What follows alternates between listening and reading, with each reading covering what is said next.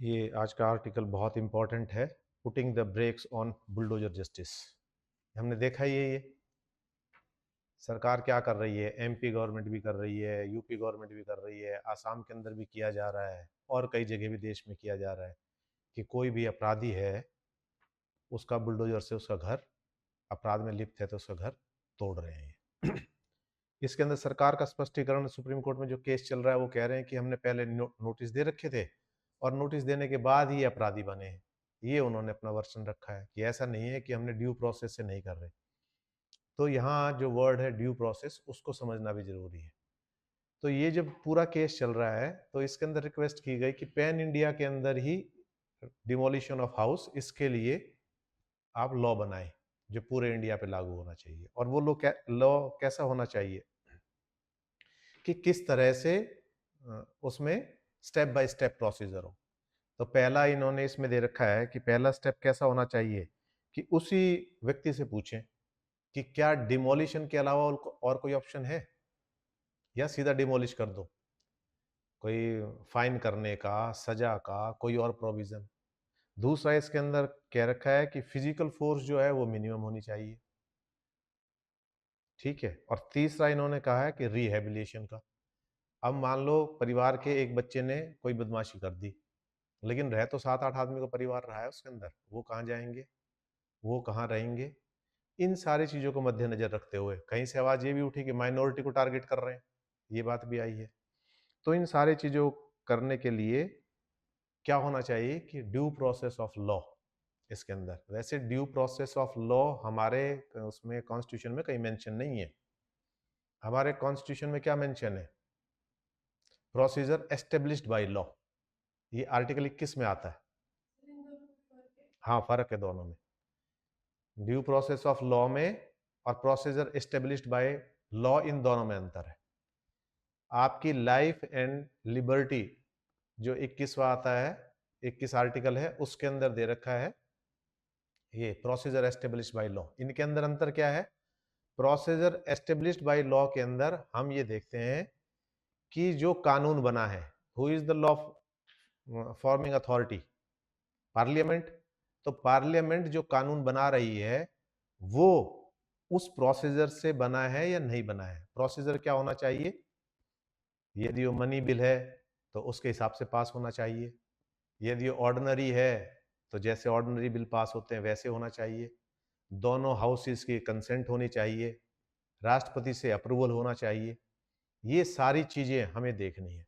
तो यहाँ कोर्ट क्या चीज देखेगा? कोर्ट दो ही चीज देखेगा वहां पर कि जो प्रोसीजर है उस प्रोसीजर के उसकी तो वायलेशन नहीं हुई, पहली चीज।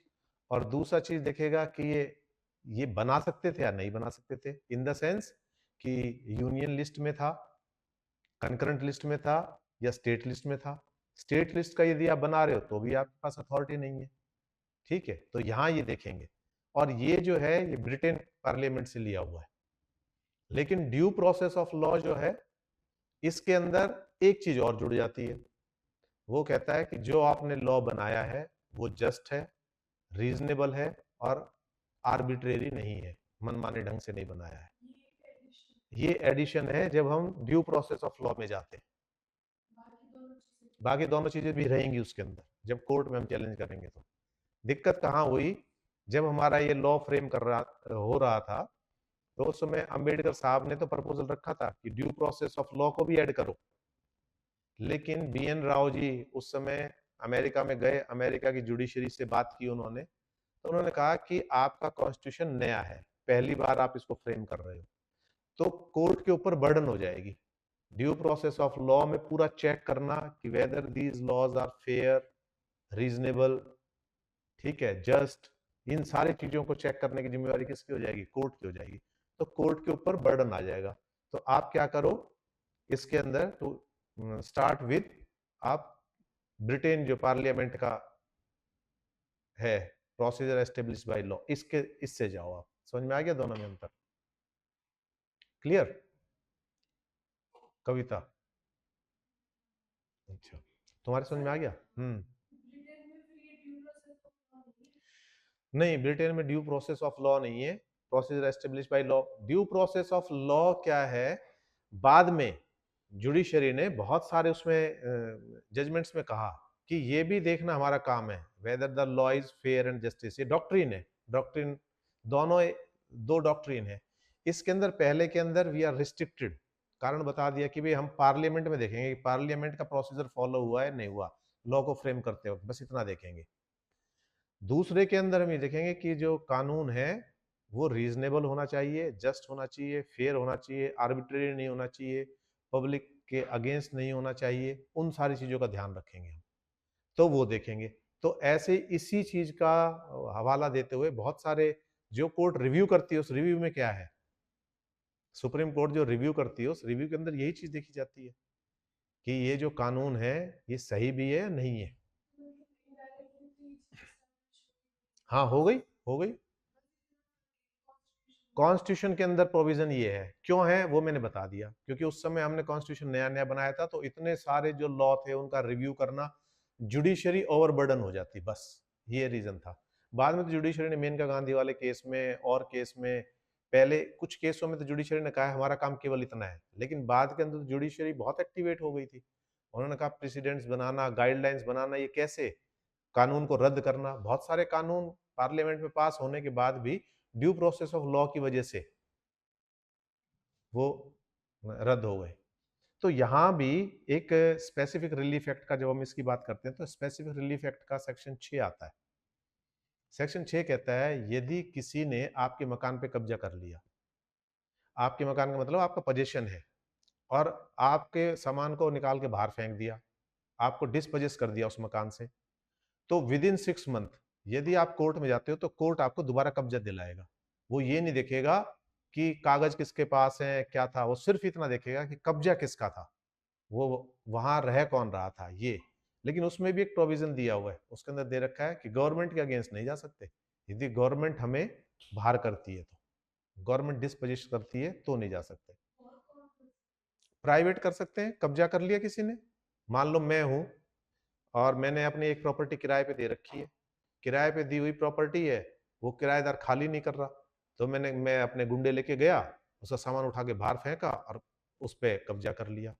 तो ये this is not fair, it is not according to the due process. ठीक है, तो हमें क्या करना है, ड्यू प्रोसेस ऑफ लॉ के जरिए ही हम इसको बाहर निकालेंगे। हम कोर्ट में केस डालेंगे इविक्शन का कि भाई हमसे खाली कराया जाए, किराया नहीं दे रहा है या मेरी रिक्वायरमेंट है, जो भी केस बनेगा उसके हिसाब से फिर कोर्ट परमिशन देगी, उसके बाद वो बाहर जाएगा। यदि हमने ऐसा कर दिया और वो स्पेसिफिक रिलीफ के सेक्शन 6 के अंदर चला गया, तो कोर्ट उसको वापस वहीं भेज देगी, मेरी मर्जी के खिलाफ भी। हाँ, जो रेंट पे दिया वो उसके अंदर दोबारा बसा देगी, लेकिन उसकी कंडीशन क्या है, विद इन 6 मंथ यदि वो जाता है तो। इसका पर्पज ये है कि कोई भी कानून को हाथ में ना ले। हाँ, हम अपोज कर सकते हैं, लेकिन वो अपोज कैसे करेंगे हम, with due process of law से। हमें अपोज क्या करना चाहिए, हम उनको नोटिस दें कि भाई आप इतने दिन से किराए पे थे, अब इसकी रिक्वायरमेंट मेरे को है, मैं आगे आपके किराए को चालू नहीं रख सकता, आपको 2 महीने 3 महीने का टाइम दे रहा हूँ, अब अपनी दूसरी प्रॉपर्टी देख के आप शिफ्ट कर जाइए। फिर वो नहीं करता तो फिर कोर्ट में जाएंगे। तो ये कह रहे हैं कि कानून हाथ में नहीं लेना। यहाँ सब कुछ हो रहा है, दिखने को तो ये हो रहा है कि कानून के दायरे में हो रहा है, और चूंकि कोर्ट ने अभी इनको गलत भी नहीं कहा, लेकिन इसके अंदर और सुधार की जरूरत है। हम जो इमीडिएट इस तरह के जो रिएक्शंस जो होते हैं ना, जनता को पसंद तो आते हैं, इसने गलत किया है, इसने पत्थरबाजी की है, इसने ऐसा किया है, तो इसके साथ ऐसा कर दिया, सही कर दिया। लेकिन आप उनके पक्ष पे भी तो सोचो, मकान को इतनी आसानी से बन जाता है क्या, 2-2 3-3 पीढ़ियां लग जाती है। उन गरीब आदमी को सोचो कैसे कैसे करके मकान बनाया होगा, उस मकान पे ऐसा थोड़ी उसके अलावा कोई डिपेंडेंट नहीं है। तो इन सारी चीजों को आपने दोबारा कंसिडर करना है, तो इनके लिए गाइडलाइन फ्रेम करने की बात हो रही है। तो ये है, इसमें the thread in extra legal demolition carried out across different part of India is the lack of due process, उसी की बात कर रहे हैं, and a blatant disregard for directives issued by the judiciary in the past, उसकी बात करें तो इस पे थोड़ा सा ढंग से काम करने की जरूरत है। अब जैसे मान लो कोई रेप होता है और रेप के अंदर उनका एनकाउंटर कर देते हैं हम, पुलिस कर देती है एनकाउंटर, तो जनता बड़ी खुश हो जाती है कि देन एंड देयर न्याय मिल गया। बट हर चीजें ऐसी नहीं हो सकती ना, आप कानून को हाथ में लेंगे, आप कानून की आप वो, लेकिन कानून को भी क्या है, ड्यू प्रोसेस ऑफ लॉ से बहुत लंबा समय लग जाता है, इसलिए आदमी निराश हो रहे हैं। यदि हम एक्सपीडेट कर देते हैं इस प्रोसेस को, जल्दी कर देते हैं, टाइमली कर देते हैं, तो शायद हो सकता है इससे भी हमें छुटकारा मिल जाए। तो दोनों चीजों की जरूरत है कि कानून के प्रोसेस को फास्ट करने की भी जरूरत है, और दूसरा इस मानसिकता से बचना होगा कि वे तुरंत जो कानून हाथ में लेने की प्रवृत्ति है उससे भी बचना होगा। तो इसके अंदर ये है, देखते हैं अभी क्या बनता है। ये इट इज, सुप्रीम कोर्ट अभी सजेशंस मांगे हैं अभी सबसे, तो उस पर क्या बनेगा, हो सकता है कोई लॉ फ्रेम हो जाए, कोई गाइडलाइंस आ जाए। ठीक है, तो ये हमारा आर्टिकल यहाँ हो गया। नेक्स्ट जो आर्टिकल है, दूसरा आर्टिकल है health care using AI is bold but much caution first. तो एआई का यूज कहाँ किया जा सकता है, ये उसमें बात कर रहे हैं कि हमारे बहुत बड़ी पॉपुलेशन है, हमारी जो प्राइमरी हेल्थ सेंटर्स हैं उसके अंदर ये कह रहे हैं कि एआई का यूज कर सकते हैं हम। लेकिन एआई क्या है, एआई के अंदर जो मेन दिक्कतें आ रही हैं वो ये आ रही है, इट इज इम्पर्सनल। आप देखो ये जो ये एआई इट इज ये, तो it is impersonal making people passive recipient of care rather than active participation. तो एआई को इस बात से कोई लेना देना नहीं कि वो कौन है, किस कंडीशन में है, उसकी जेब में पैसा है या नहीं है। तो उसमें तो ये है कि जैसे मान लो एक दुकानदार के पास कोई बंदा अप्रोच करता है, वो कहता है मेरे पास पैसे नहीं है, मैं बाद में दे जाऊंगा, तो दुकानदार कंसिडर कर लेता है उसको, उसको सामान दे देता है। लेकिन मान लो उसकी जगह मशीन है, जैसे पानी की मशीन, ये एयरपोर्ट वगैरह पर लगी रहती है, उसके सामने कितना गिड़गिड़ा, उस पर फर्क थोड़ी पड़ेगा। उसमें तो आपने पैसा डाल दिया तो निकल जाएगी, और पैसा नहीं डाला तो नहीं निकलेगी। तो सेम एआई क्या है, जो पर्सनल टच है वो एआई के जरिए नहीं हो सकती। लेकिन एआई कहां तक हेल्पफुल हो सकता है, इस पूरे आर्टिकल को आप पढ़ लेना। तो एक जो इसके अंदर दो तीन चार कमियां हैं, वो कमियां क्या है कि जब एआई पे हम बात करते हैं तो एआई आपसे फोर्सफुल, जो एक फायदा एआई का है वो ये है, फोर्सफुल आपसे डाटा भरवा लेता है। जैसे एक पेशेंट डॉक्टर के पास गया तो बताने भूल गया चीजें, जैसे उससे पूछा भाई खुजली होती है, तो बता रहा है खुजली कब होती है उसने, और बाहर आके उसको ध्यान आया कि मैं तो ये बताना ही भूल गया कि जब गर्मी होती है, जब खुजली ज्यादा लगती है, कपड़े चेंज करता हूँ तब ज्यादा होती है, या बारिश का मौसम होता है तब ज्यादा होती है, या ये खाने से होती है। तो आधी उसने जानकारी दी, आधी नहीं दी। तो डॉक्टर के लिए डायग्नोस करना बहुत मुश्किल सा हो जाएगा ऐसे कंडीशन के अंदर। लेकिन यहाँ क्या है, यहाँ डायग्नोसिस में एआई क्या है, फोर्सफुल आपसे क्वेश्चन पूछ लेगा, उसके अंदर जितने आपने क्वेश्चन दे रखे हैं वो सारे वो बता भी रहा है, तो एक इन्फॉर्मेशन वहां तक पहुंच गई, यहां तक यूजफुल हो सकता है। उसके बाद फिर डॉक्टर बात करे, डायग्नोस करे, तो डॉक्टर का वो जो क्वेश्चनेयर का टाइम है वो बच सकता है, इतना टाइम बच सकता है। फिर दूसरा क्या है, जो ये प्रोफेशन है इनको सिग्मा लेवल दिए गए हैं, तो सिग्मा लेवल 12 में आते हैं ये। मेडिकल प्रोफेशन हो गया, आपके पायलट हो गए, और सारे ये, तो इनके अंदर क्या है, जरा सी भी चूक सामने वाले की जान को ले लेती है। तो इसलिए किस में आ गए, सिग्मा 12 के वो है। तो इसके अंदर आप दूसरों के उससे नहीं खेल सकते, खिलवाड़ नहीं कर सकते, आपको you have to very much cautious. ठीक है, तो इसी चीज की बात कर रहा है ये। तीसरा इसके अंदर एक चार्ली चैपलिन का एक बहुत पहले एक वीडियो आया था कॉमेडी का, उसने एक मशीन बनाई होती है, वो मशीन उसको खाना खिलाती है, फिर उसके मुंह को साफ करती है, फिर एक चम्मच खिलाती है, वेट करती है, तो वो आराम से बैठ के खा रहा होता है, लेकिन उस मशीन के अंदर कुछ गड़बड़ आ जाती है। फिर वो क्या करती है, वो एक चम्मच, दो चम्मच, जल्दी जल्दी चम्मच, और उसके बाद पूछ रही है, उसकी हालत खराब कर देती है, मतलब जब तक वो उठता है जब तक। तो इसी तरह से इसके अंदर भी है, ये भी रिस्की है, क्योंकि जो एआई है, कि एआई जो काम कर रहा है वो डिसीजन मेकिंग, उसके अंदर रैशनल डिसीजन मेकिंग नहीं है, समय के हालात को देख के, प्रेजेंट को देख के ही is unable to take decision. तो ये उसकी लिमिटेशन है। जैसे पीएनडीटी एक्ट के अंदर भी हम क्या कर रहे हैं, पीएनडीटी एक्ट जो है कन्या भ्रूण हत्या के लिए फॉर्म एफ बनाया गया था उसके अंदर, कि जो भी प्रेग्नेंट वुमेन है वो फॉर्म एफ भरेंगी, अपनी सारी जानकारी देंगी, कितने बच्चे थे, क्या थे, या थे। इतना एक्ट वो होने के बाद, ध्यान से फॉर्म भरने के बाद भी उस फॉर्म में गलतियां रह जाती है, और उस फॉर्म में जो गलतियां रहेगी उसकी वजह से केस भी बनते हैं। कोई ना कोई अधूरी रहेगी गलती, कोई जानकारी अधूरी रहेगी, आपने भरा नहीं या आपने ढंग से नहीं भरा, तो मान लो एआई के अंदर भी आप इंफॉर्मेशन फीड ही तो कर रहे हैं। मान लो आपने गलत इंफॉर्मेशन फीड कर दी तो उसका नतीजा क्या होगा।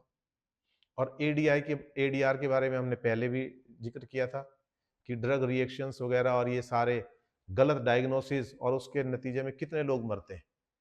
जितने दवाइयों से सही होते हैं उससे कहीं ज्यादा लोग गलत दवाइयों की वजह से मरते हैं। तो ये भी एक बात है। तो यहाँ इन सारी चीजों को लेकर इन्होंने कहा है कि एक और बात यहाँ डिस्कस की है कि जैसे प्रेगनेंसी के समय ये कह रहे हैं नियागेले रूल ऑफ ऑब्स्टेट्रिक्स। तो इसके अंदर क्या है, ये 200 साल पुराना रूल चल रहा है हेल्थ केयर का। इसमें क्या होता है, ये 18वीं शताब्दी का है। Reproductive habits of European womens, उनको देख के डेट हम डिलीवरी की तय करते हैं ना। औरत चेकअप कराने आती है, डॉक्टर पूछता है कि लास्ट मेंसेस कब हुए थे, वो सब देखने के बाद वो टेंटेटिव डेट देता है एक डिलीवरी की कि इस डेट को डिलीवरी होगी। लेकिन वो सही नहीं होती। वो सही क्यों नहीं होती, उसके अंदर ये बता रहे हैं कि बहुत सारी चीज है उसके अंदर। ये कह रहे हैं उसमें एक्यूरेसी जो है, यहाँ देखो इसके अंदर ये दे रहे हैं यूरोपियन वुमेन, ये यहाँ पर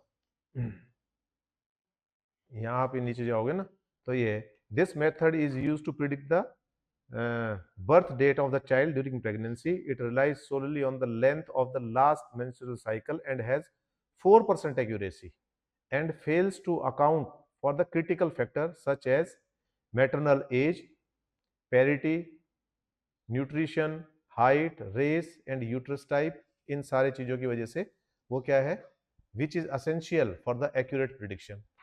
तो ये सारी चीजें उनके पास है ही नहीं, ये सारे डेटा उनके पास है नहीं। कहाँ इन सब के बेसिस पे तो कह रहे हैं कि जो ये डेट है, डिलीवरी की जो डेट है, ये क्या है 4% एक्यूरेट है, फिर भी हम उस पर चले जा रहे हैं 200 में। तो ऐसी चीजों के अंदर we can make use of AI. वो ये कह रहे हैं कि यहाँ हम एआई ले सकते हैं उससे, क्योंकि उसके अंदर जितने डेटा फीड होंगे तो उसके हिसाब से एक्यूरेसी की ज्यादा वो हो जाएगी। हमारे पास हो जाएगा इस रेस के लिए, इस एज ग्रुप के लिए, ठीक है, ऐसे बिल्टअप के लिए, इतनी हाइट के लिए, ऐसे हेल्थ स्ट्रक्चर के लिए, उन सब के लिए। तो वो डेट ऑफ डिलीवरी एक्यूरेट आ सकती है इसके अंदर। एक ये बता रहे हैं इसके अंदर। और बाकी दूसरी चीजें ये है, ये कह रहे हैं कि आप इसको यूज कर सकते हो डायरेक्ट पेशेंट को क्योर करने की बजाय इनडायरेक्ट यूज कर सकते हो। जैसे किचन में यूज कर लिया, इन्वेंट्री बना लिया आपने उसकी दवाइयों की, कितनों की रिक्वायरमेंट है, किस तरह से मैनेजिंग बायोमेडिकल वेस्ट, उसके लिए कर सकते हो। ऑप्टिमाइजिंग ड्रग प्रोक्योरमेंट, ये इन सारी चीजों के लिए आप कर सकते हो। लेकिन ये कह रहे हैं large language models LLMs and large multi models LLM are emerging as a powerful tool in medicine, education and research writing. इसके अंदर भी ये सारा उसका यूज हो सकता है। तो फिर ये कह रहे हैं अ सिग्निफिकेंट इशू, जो यहाँ बता रहे हैं, a significant issue with AI is healthcare is black box problem.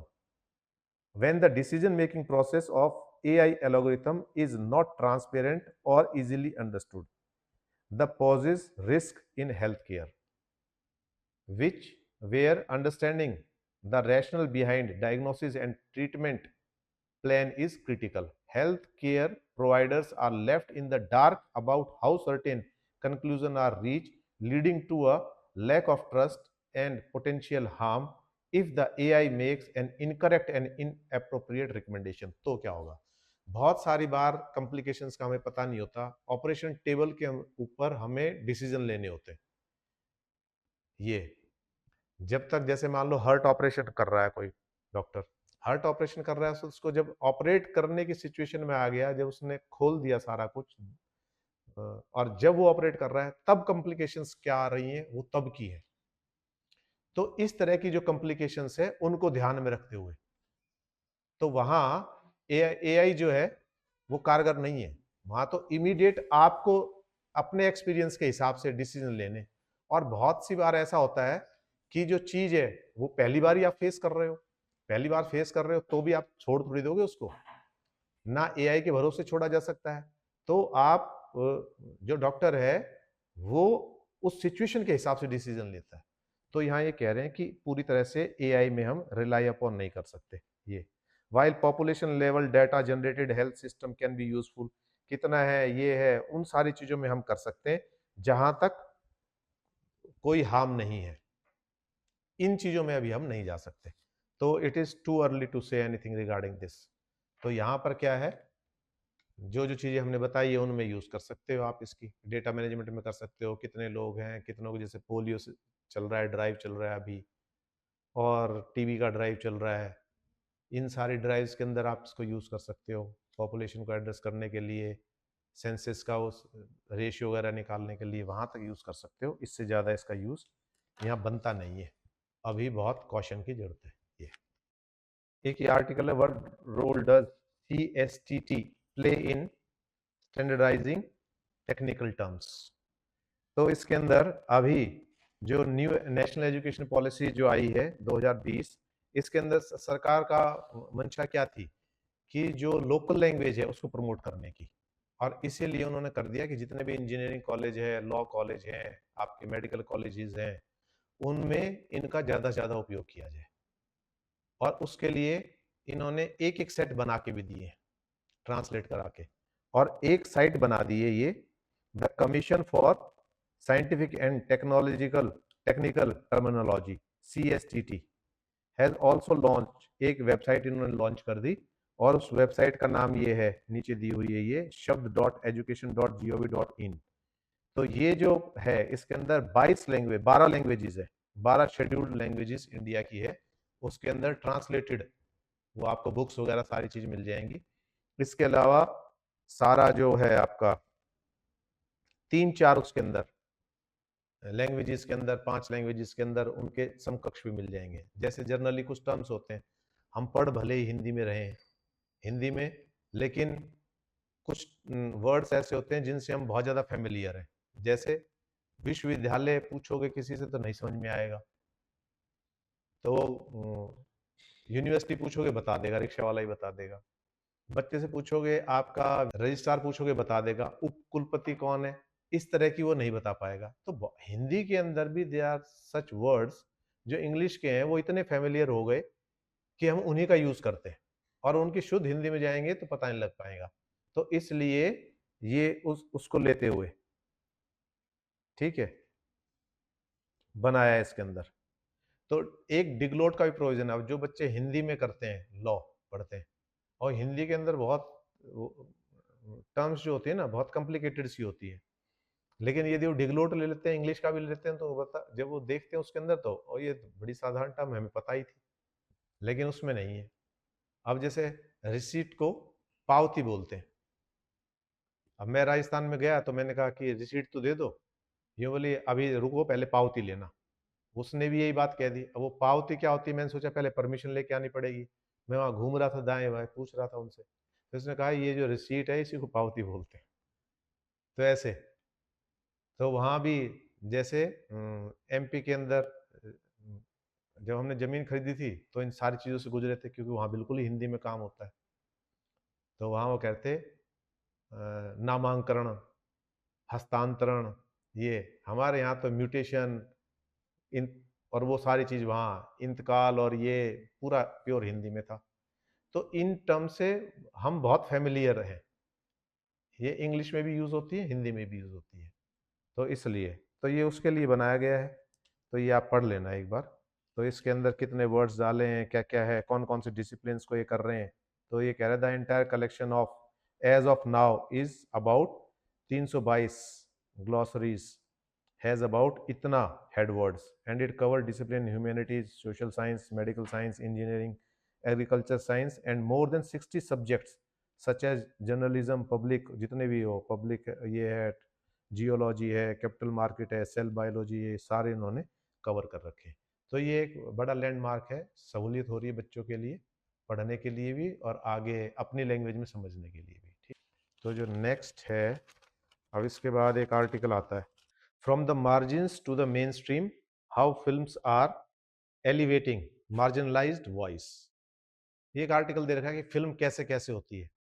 तो जो पहले आपने देखा होगा कि बहुत अच्छी अच्छी फिल्में बनती थी, तो उसके अंदर कमर्शियल एंगल बहुत कम होता था, कि फिल्म के अंदर मोटिव क्या होता था कि समाज के अंदर ये मैसेज जाए, वो होता था। लेकिन बीच में क्या हुआ, कमर्शियल एंगल आ गया कि कमाई भी होनी चाहिए, स्टार्स ने भी बहुत पैसे लेने शुरू कर दिए, प्रोड्यूसर वगैरह भी ने भी कम मेन मोटिव हो गया, इससे कमाई होनी चाहिए। तो उसमें कहीं ना कहीं ये चीज़ें पिछड़ गई, क्योंकि हम कंसेप्ट कैसा चला हुआ है मसाला फिल्मों का, जिसके अंदर सारी चीज़ हो, गाने भी हों, कॉमेडी भी हो, सब चीज़ों का तड़का होना चाहिए ये। लेकिन अब फिर उन चीज़ों का चलन चला है कि ऐसी फ़िल्में, अब जैसे एक फ़िल्म आई थी रियलिटी बेस्ड फ़िल्में, जैसे जय भीम आई थी एक फ़िल्म। तो उसमें मार्जिनलाइज्ड कम्युनिटी जो है कि आदिवासी हैं, दलित हैं, और हैं, गरीब हैं, किस तरह से एक आदमी को कितनी-कितनी मशक्कत उठानी पड़ती है। एक बहुत पहले मैं एक फ़िल्म देख रहा था, वो ऑस्कर अवॉर्डेड फ़िल्म थी, द लॉस्ट साइकिल, कि एक आदमी जाता है, उसकी साइकिल गुम हो जाती है, तो साइकिल ढूँढने के लिए क्या-क्या करता है। पूरी उसी पे बेस्ड है। तो ऐसी फ़िल्में, यहाँ एक्सपेरिमेंट नहीं हो सकता उन फ़िल्मों के ऊपर, ठीक है? लेकिन आजकल उस तरह की फ़िल्में बन रही है, इसके अंदर इस आर्टिकल के अंदर दे रखा है कि कौन-कौन सी फ़िल्म बनी, किस-किस तरह से बनी। तो फ़िल्म जो बन रही है, वो ऐसा नहीं है कि वो 5-6 घंटे का एक प्रोसेस है, एक कहानी सुनी, बनानी शुरू कर दी। वो उस चीज़ को जीते हैं। स्टोरी राइटर है, उस स्टोरी को जी रहा है। वो एक-एक उसको दर्शा रहा है। एक-एक इमोशंस को, उसको दर्शाने के लिए उसको बहुत मशक्कत करनी पड़ती है। बहुत लंबे समय तक सोचना पड़ता है कि इसको कैसे दर्शाऊँगा, क्योंकि आपने एक पूरी भरी-पूरी कहानी 3 घंटे में, ढाई घंटे में समेटनी है। आजकल तो 3 घंटे की फ़िल्म भी नहीं रह रही। 2 सवा 2 घंटे की होती है। 2 सवा 2 घंटे के अंदर आपको सब कुछ कहना है। तो यहाँ उन ऐसी चीज़ें होनी चाहिए, जैसे उदाहरण के लिए मैं बता रहा हूँ कि हम जब बात करते हैं, तो हमारे दिमाग में जितने शब्द आते हैं, उतने एक्सप्रेस करने के लिए हम नहीं कर पाते उतने। जैसे 120 शब्द आते हैं और हम बोल कितने पाते हैं? लगभग 80 के आसपास। तो बाकी शब्दों को करने के लिए हम एक्सप्रेशंस यूज़ करते हैं, हाथ का करते हैं, आँखों का करते हैं, ये सारा, उसको प्लस करने के लिए, ठीक है? जैसे एक शब्द आ रहा है हिम्मत, तो हिम्मत दिखाने के लिए हम हाथ का ये इशारा कर रहे हैं। तो वो हिम्मत दिखाने के लिए कर रहे हैं। तो हिम्मत को हमें बहुत ज़्यादा एलैबोरेट करने की ज़रूरत नहीं है हिम्मत को। जो हमारे दिमाग में जो पिक्चर बन रही है, उसको हमने कैसे कर दिया? एक एक्शन से एलैबोरेट कर दिया और एक वर्ड से एलैबोरेट कर दिया। तो ऐसे ही यहाँ है। यहाँ उन इमोशंस को आप कैसे दिखाओगे? और मेन स्ट्रीम में लाने की बात है उनको। तो उसके लिए एक्सेप्टेंस भी होनी चाहिए, रियलिटी भी होनी चाहिए, और उन सारी चीज़ों पे बड़े डिटेल में काम करते हैं। डिस्कशन चलता है बहुत दिनों तक कि भई ये फ़िल्म चलेगी, नहीं चलेगी, इसका उद्देश्य क्या है, और ऐसे बहुत सारी पिक्चर है जिनको नेशनल अवार्ड भी मिले हुए हैं। तो इसके पीछे बहुत लंबी एक्सरसाइज़ होती है। कई बार तो 2-2 3-3 साल की एक्सरसाइज़ चलती है, एक फ़िल्म बनाने के लिए। उसके बाद वो फ़िल्म आती है, रिलीज़ होती है। तो इसके अंदर वही दे रखी है कि ऐसी फ़िल्मों का ज़िक्र कर रखा है कि आजकल ऐसी आने लगी, जो समाज को जागरूक करती हैं। समाज फ़िल्में क्या हैं? समाज का आईना है। समाज में जो कुछ हो रहा होता है, वही फ़िल्मों में आता है। फ़िल्मों में ऑल टुगेदर डिफरेंट नहीं है। कई बार फ़िल्मों से भी समाज प्रेरित होता है, और कई बार समाज की जो असलियत है, उसको भी फ़िल्में दिखा रही होती हैं। तो उसको लेके आर्टिकल है, ये आप पढ़ोगे तो और क्लियर हो जाएगा। बेसिकली यही है। तो ये जो अवेयरनेस है, एक बात को वहाँ तक पहुँचाने की, समाज तक, समाज के साथ कनेक्ट होने की। Basically it is also a type of communication. आप अपने विचार को इस ढंग से एक्सप्रेस कर रहे हैं कि बहुत लोगों तक पहुंच रहा है। और ऐसा नहीं है एक फिल्म रिलीज होती है तो वहीं तक रह जाती है वो। एक फिल्म रिलीज होती है तो उससे किस्से भी बनते हैं, उसकी कहानियां बनती हैं, स्टोरीज भी बनती है, उसके क्रिटिक्स भी होते हैं, वो भी है, उस पर डिस्कशन भी होता है, उसके बहुत सारे इंटरव्यूज भी होते हैं आजकल तो, कि आपने फिल्म क्यों बनाई, क्या रीजन था। तो एक अच्छी भली सी उसके ऊपर लिटरेचर तैयार हो जाता है एक फिल्म के ऊपर। बनाते वक़्त क्या था? आपने इस हीरो को ही क्यों सिलेक्ट किया? आपके दिमाग में ये क्यों आया? तो ढाई घंटे की फ़िल्म से ज़्यादा, बहुत ज़्यादा मटेरियल लिटरेचर में आ जाता है। उसकी एनालिसिस हो जाती है कि इसको ऐसे ही बनाया जा सकता था, इसको ऐसे बनाया जा सकता था, इसके अंदर ये कमी रह गई, इसको ऐसे पूरा किया जा सकता था। वो प्रेरणा भी बनती है बहुत सारे लोगों को, और उसकी जो कमियाँ हैं, वो आगे डिस्कस भी हो जाती है। तो क्या है, एक चीज़ को इनिशिएट कर रही है एक मूवी। कोई भी इस तरह की मूवी जो मार्जिनलाइज्ड लोगों के लिए बना रखी है, उनको मुख्य धारा में लाने के लिए बनाई जा रही है, वो बहुत सारे सवाल खड़े कर रही है। वो आपके ऊपर भी खड़े कर रही है, लॉ एंड ऑर्डर के ऊपर खड़ी कर रखी है, हमारे पॉलिटिकल सिस्टम के ऊपर भी खड़ी कर रही है वो। तो उसने एक फ़िल्म ने, ऐसा नहीं है कि बस एक फ़िल्म हमने बना दी और हमने देख ली। देखने भर से नहीं है, उस फ़िल्म का प्रमोशन के अंदर भी जो हीरो गए हैं, डायरेक्टर गए हैं, प्रोड्यूसर गए हैं, उनसे भी जनता सवाल करती है। राइटर से भी जनता सवाल करती है, क्रिटिक से भी सवाल करती है, पब्लिक से भी सवाल करती है और उनके ऊपर बहुत ज़्यादा आर्टिकल्स भी लिखे जाते हैं कि ये जो फ़िल्म है इसने इस चीज़ को छोड़ दिया, इस चीज़ को नहीं छोड़ा, रिव्यूज़ भी आते हैं उनके।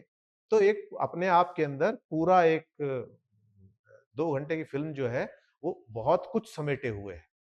वो यहाँ तक रिस्ट्रिक्ट नहीं है, वो बहुत दिनों तक उसके ज़िक्र भी होते रहते हैं। आजकल तो मेकिंग ऑफ फ़िल्म्स के को लेके भी फ़िल्म जितना ही मटेरियल आ जाता है।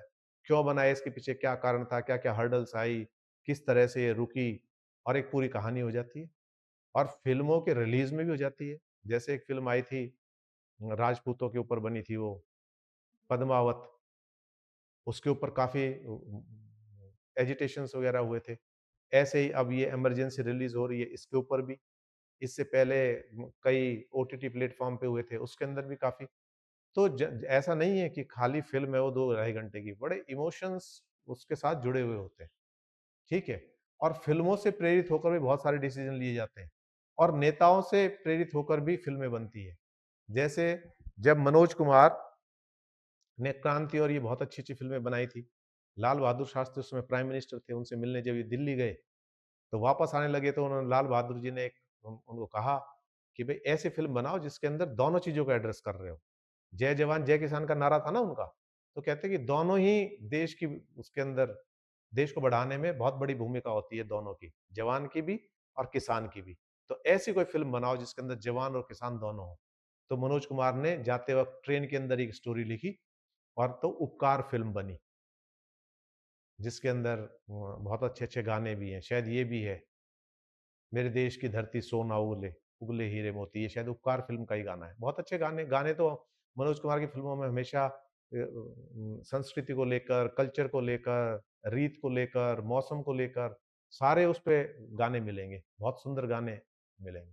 तो आप समझ गए, एक प्रधानमंत्री भी यदि ये कह रहा है कि आप ऐसी फ़िल्म बनाओ, तो इसका मतलब उसको पता है कि फ़िल्म की इम्पोर्टेंस क्या है। फ़िल्म उन तथ्यों को हमारे सामने लेके आती है। चक दे इंडिया और ये चीज़ थी, ये बातें दफ़न हो चुकी थी। लेकिन उसके अंदर जो सच को बाहर लेके आए, तो पता लगता है। बहुत सारी फ़िल्में ऐसी होती हैं जिनके बाद हम जानते हैं क्या हो रहा है। द केरला स्टोरी सुभाष चंद्र बोस के ऊपर फाइल बनी थी। द लॉस्ट फाइल्स ऐसा कुछ कुछ करके बनी थी। तो ये फ़िल्में एक कम से कम क्वेश्चन मार्क तो रेज़ करती है कि सच्चाई क्या है वहाँ तक जाने के लिए। ह्यूमन ब्रेन को एक्टिवेट तो करती है सोचने के लिए। ठीक है? तो इसको आप देख लेना। तो आज के लिए बस इतना ही है।